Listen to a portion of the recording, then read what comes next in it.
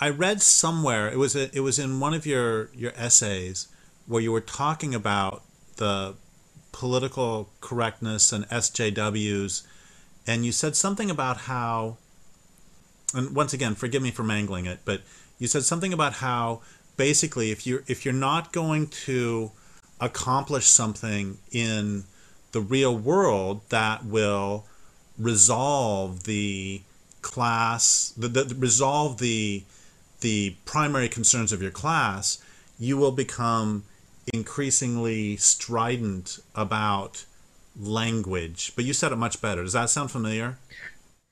It doesn't sound all that familiar, but in fact, some I wrote a blog on Monday about sort of about those issues. It was about the so-called Overton window, and a guy named Neil Devers wrote a wonderful essay on it.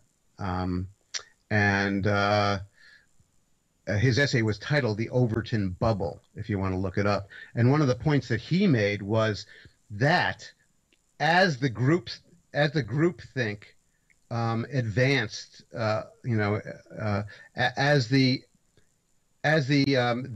groups became more and more insecure about their status and who they were and what they were doing and what they were accomplishing, the groupthink would become increasingly insane and make it almost impossible for the group to think. And that was the main point of his essay, the Overton bubble. And I think it's quite correct. And I think that's exactly what you saw manifesting in the universities, where, after all, the universities are supposed to be the places where where good thinking is most easily available and is in regular supply.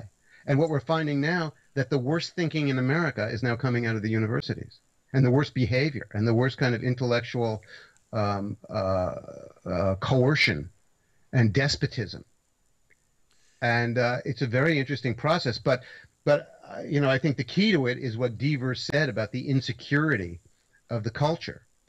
And so what we're seeing is, this culture in the universities of um, uh, postmodern faux pseudo metaphysical thinkers discovering that their thoughts have absolutely nothing to do with the real problems that we're facing in the real world.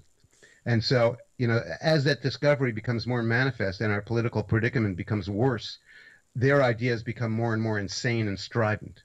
Which all reminds me of, for example, the cattle killing cult in South Africa, that when your way of life is floundering, and it makes me think of Joseph Tainter too, where whatever made the culture grow in the first place, when your Yeah. culture collapses, you just think if you do it more stridently and more urgently, if you're an Easter Islander and building big stone heads is what made your culture great, well, things fall apart. We just need to make more big stone heads. Yeah, right. And I often think of the response to global warming, for example, all the solar and wind stuff, which is actually more a response to peak oil. But Hmm. leaving that aside, that for some reason, I'm not for some reason, that in many ways feels almost like capitalism. It feels like the ghost dance of capitalism. That's a very good way to put it. Well, thank you. Yeah. And I can't improve on that. I think that that's true.